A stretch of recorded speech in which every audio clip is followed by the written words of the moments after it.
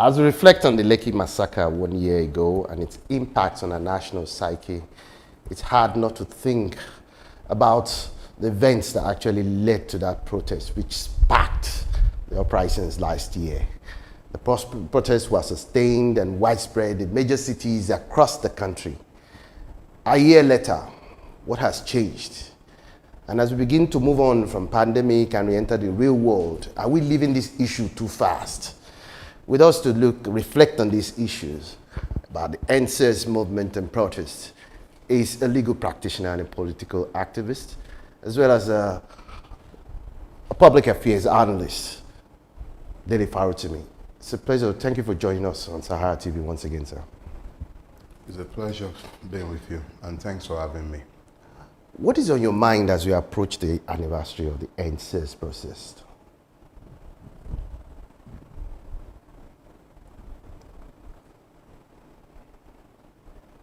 A lot, an awful lot. And your opening statement actually provoked a lot. A year from when the Nigerian state and each and every one of its rulers, from the local government to the state government to the amoral federal government itself, was denuded in the village square a year ago. And a year in which I have seen Nigerians of all hues and classes and non-class laboring to defend the indefensible and perhaps airbrush the memories of what we did see, but which many are pretending not to have seen.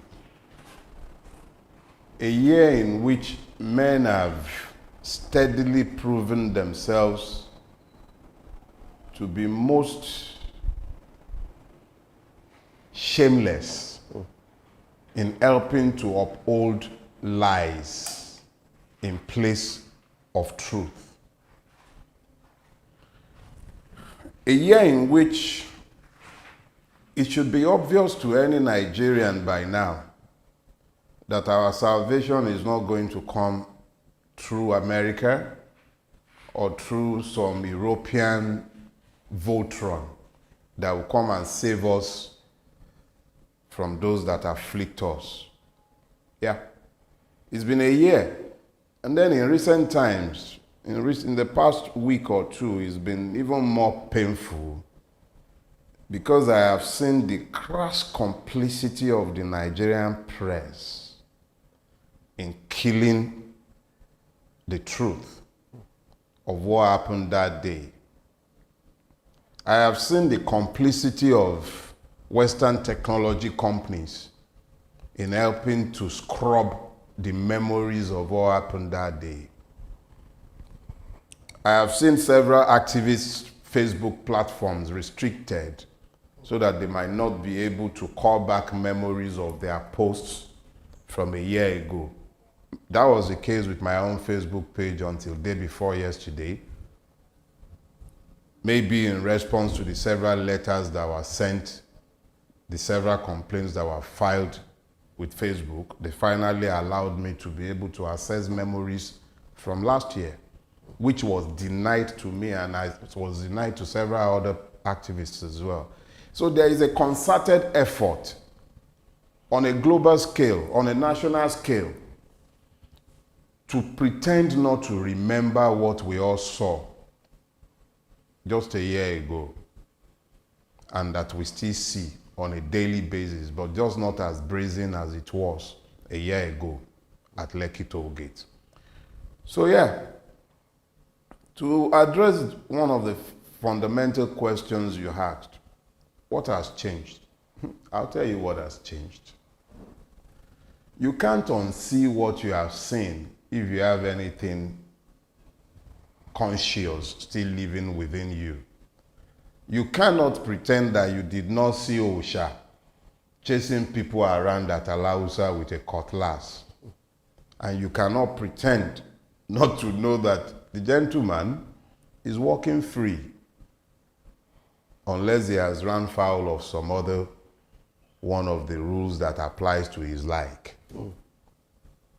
You cannot pretend that not a year later, we see the toll gate refurbished and ready to start collecting the blood money that he's been collecting. It's clear. What has changed? We see the complicity at all levels. We see the complete lack of shame at all levels.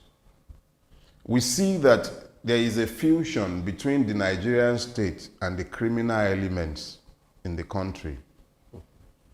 We see the fact that the Nigerian state thinks nothing of taking the life of those it calls citizens. And we see that it would invest time and money and effort at killing the truth because it cannot own up to the evil that it has done. And we also see that the international community is happy as long as the madness can be contained within our own country. And we see how quickly the world has moved on, pretending that it did not see what it sees. But we also know now that when you are protesting in a place like Nigeria, you must understand very quickly that you are not dealing with some benign moral entity that sees you as citizens or sees itself as being bound by the law or being ruled by the law. We saw the full impunity of the Nigerian state, impunity in its rawest form, unleashed a year ago. We won't forget. And those with any modicum of consciousness in their being will not forget. So we remember. Nothing has changed beyond the fact that we now know or should know exact nature of the monster with whom we grappled. Those who were not there when Abacha was taking over in November 93, when they were shooting people on Ikorodu Road and piling bodies on flatbed trucks, and never knowing where those bodies were buried. Those who didn't see that, who heard of them only in tales by moonlight, by uncles, and by romantics like us who wrote it down in accounts. At least now they know what it means. Because the Nigerian state did exactly what it has always done when it feels itself threatened by those it has enslaved. It kills. That's what it does. Now, Farotimi, let's get the sense, help us get the sense of this, because earlier on you talked about the cold complicity of the Nigerian state, the international community, and the attempt to normalize? Exactly what happened last year. I mean, this revisionist lies that is permeating the airwaves.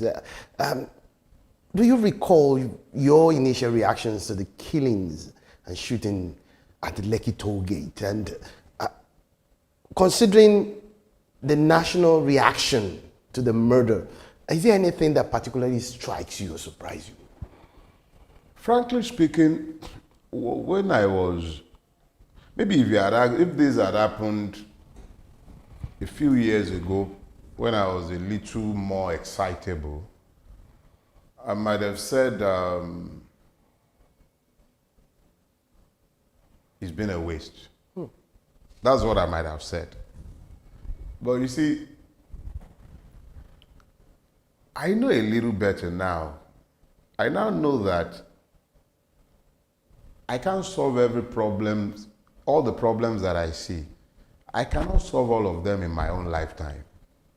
Not necessarily because the problems are intractable, but simply because it is the nature of humanity that problems come and each generation deals with its problems.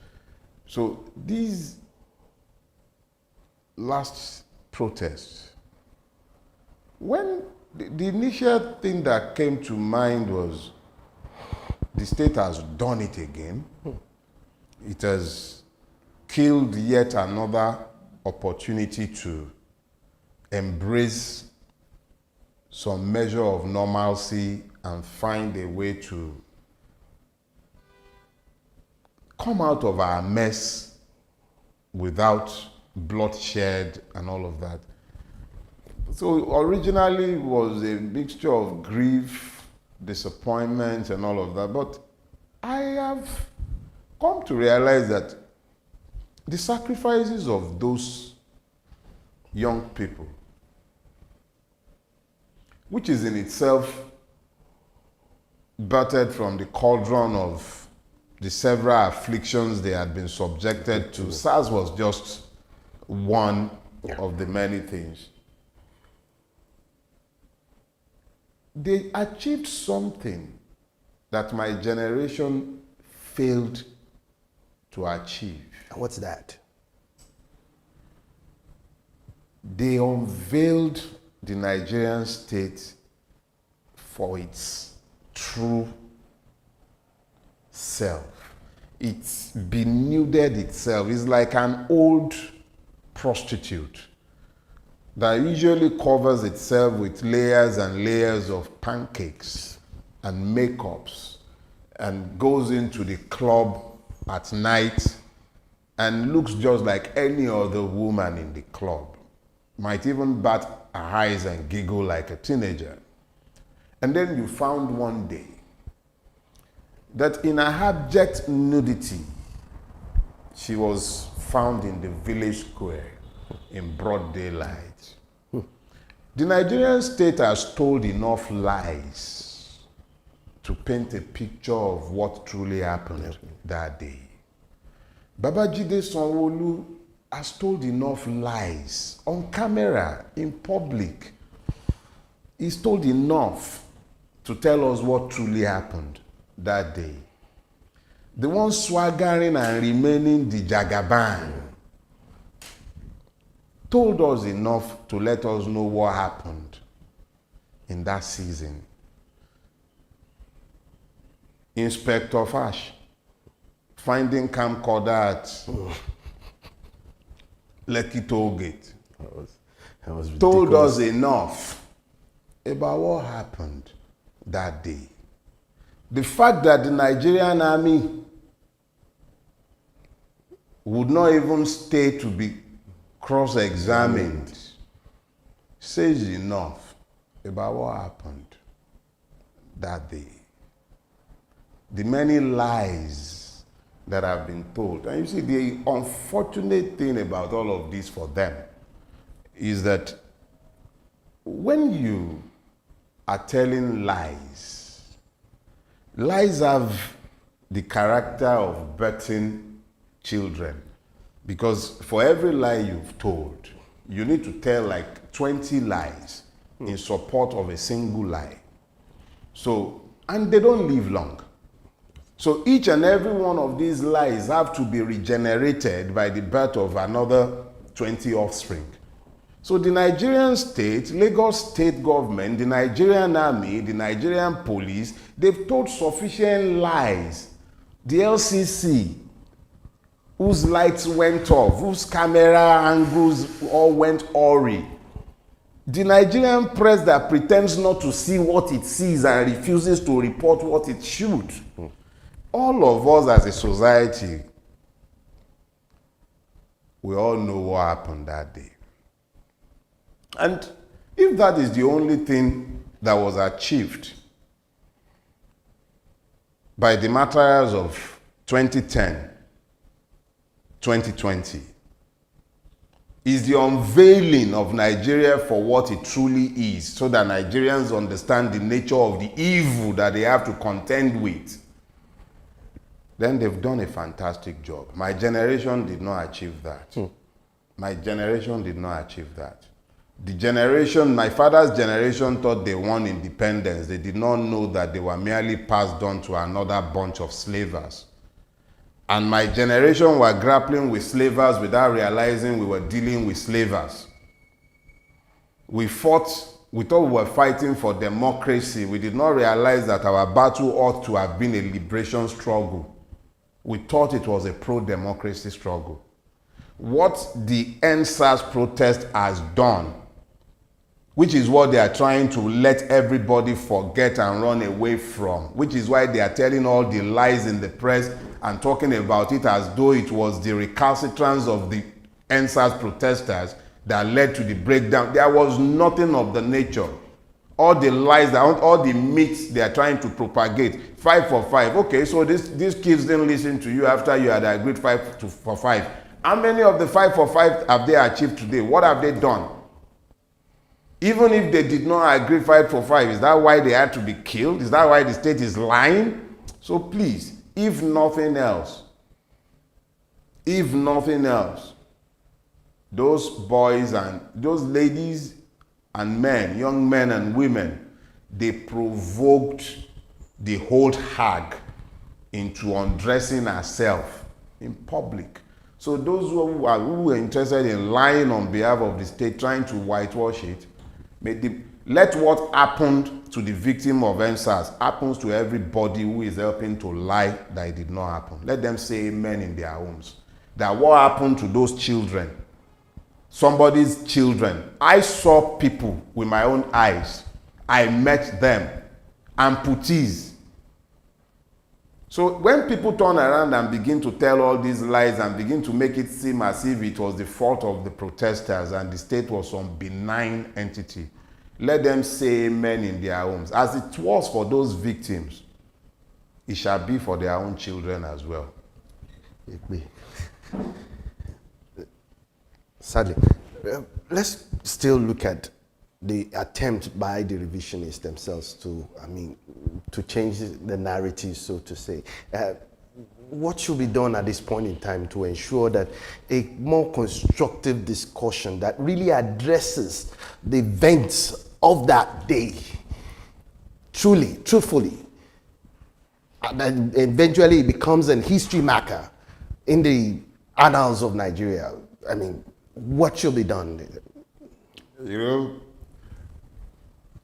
there is this realization, perhaps it's coming with age. And I'm sorry, I do tell a few tales, you see. And one of these is actually about the narrative. But it's related to an answer I had offered you earlier on. I did talk to an extent about the nature of a lie. Right.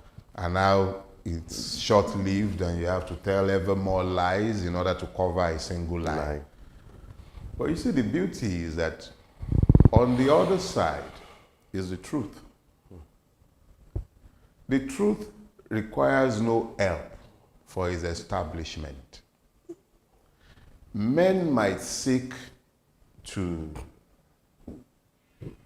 change the narrative as they are trying.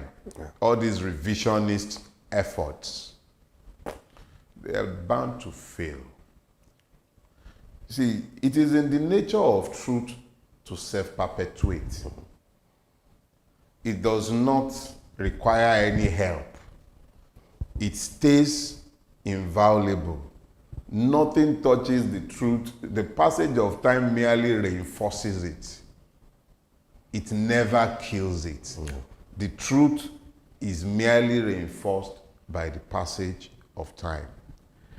See all these efforts at retelling the story of EndSARS. All these men who are going on here speaking as though it were the protesters who ignited the violence that started on the 21st. And wanting to make it seem like it was the excesses of the youth that led to the arson.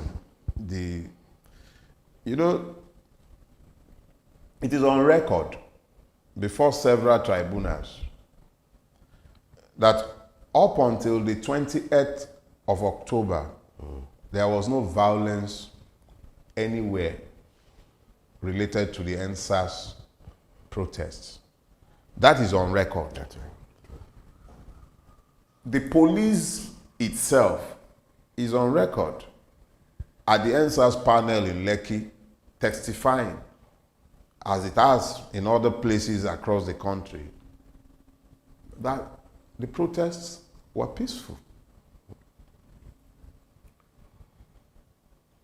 It is also on record publicly in Abuja and in Lagos that state security services, the Lagos state government, using large buses, were conveying thugs to attack peaceful protesters. These were in broad daylight. DSS in Abuja, or whatever wing of the Nigerian state was coordinating, but these were on camera. Several examples were posted online. People being paid money in Abuja. And in Lagos, as I said earlier on, we had the example of Lagos state buses conveying thugs to Alausa. It was there. And there was no report anywhere of any violence being employed by the protesters. Incidentally, this morning, like I said, I started having access to my memory from a year ago. And I saw a particular post I made a year ago where I was urging people to donate flags to protesters. That was the extent of peacefulness and the peace that reigned at the protest grounds. Who were the protesters? Who were the protest grounds? Nigerian youth across the divides. Right. On Friday, they held Jumat there together. The Christians stood in ring around them on Fridays. And on Sundays, they had service there, and the Muslims were also there. They advertised the best of what Nigeria could be. Well, yeah. And then LCC did its thing on cue. I think it was at 6:43, if my memory serves me right. They turned off the light, and the violence started. Now, who knew where the warehouses were? The state. There are videos online of army personnel also helping themselves to the palliatives, of policemen helping themselves with trucks, their own trucks. Palliatives. Another failure of governance was revealed because they were trying to douse the tension of the madness they had ignited at Lekki. By the state was very active in exposing themselves as to where, because who was pointing out the location of warehouses? It was clear to some of us that the state was active in promoting this anarchy so that it could serve as a cover for the murder that it had committed at Lekki. So the attention was drawn away from the fact that people, human beings were murdered, bodies taken away. That is DJ Switch testimony, which is supported by the video that she was posting live. Exactly, live stream. So let's be clear that the violence that came in the wake of the killing at Lekki were mostly state-directed. If we didn't know what they did after the killing at Lekki, we saw what they did before the killing at Lekki. We saw it in Abuja, and we saw it at Alausa. So the only persons who had the capacity to have organized the level of chaos and the damage was the state itself. And I will say it clearly that if you think about it, today there are over 300 people arrested in the wake of the lootings and the arson, arrested indiscriminately across the length and breadth of Lagos. And they are still in detention. And they are still in Kirikiri. Today, The only charge that has been recommended against them was the breach of the curfew, because there was never anything to be established against anybody. So if you're looking for anyone to, eventually when they are done telling all these lies that they have been telling themselves, the truth will catch up with them. Not because the truth is running after them, because the truth does not move. It never moves. The truth stays in the same place. It is the lie that runs all over the place. Eventually, the lie gets tired and will come back to where the truth is sat. So they can continue telling all the lies they care to tell. Eventually, the truth will come out. I'd like you to also speak to this issue after killing and injuring many citizens at the Lekki toll gate. Now we see Sanwo-Olu and Tinubu not even afraid of declaring their ambition to contest for elections. I mean, to a lot of Nigerians, I mean, it's quite disgusting. And in one of your recent tweets, which I quoted here, you made this statement that barefaced crooks are now swaggering all over the victims. Could you help us put this in proper perspective, please? You see, I have a habit, because it is clear to me that what you have is a systemic breakdown, a complete implosion of a system. I try to avoid as much as possible dealing with persons. I try to deal with systems. And when I speak to persons, I speak to persons only as types, because it is not personal. However, because you have particularized the question, I will speak to this one to an extent. That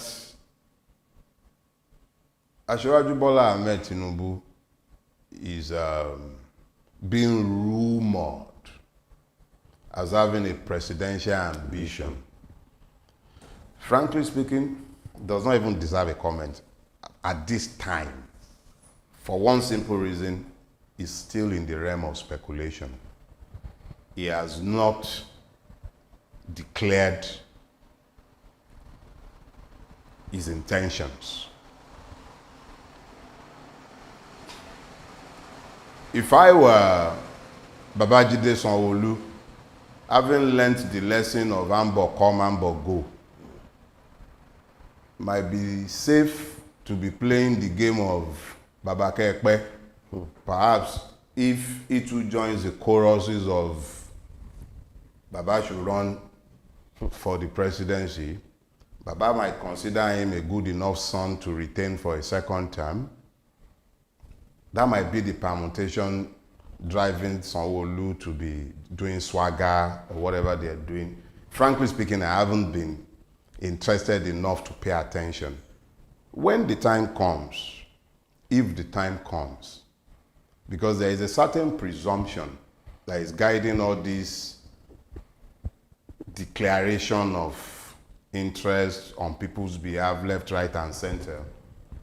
There is a presumption that there will not be sufficient groundswell of opinion or mobilization against any systemic change of guards in 2023. I'm of the opinion that is an exercise in stupidity to be seeking to change personnel without an overall root and branch review of our governance systems and structures.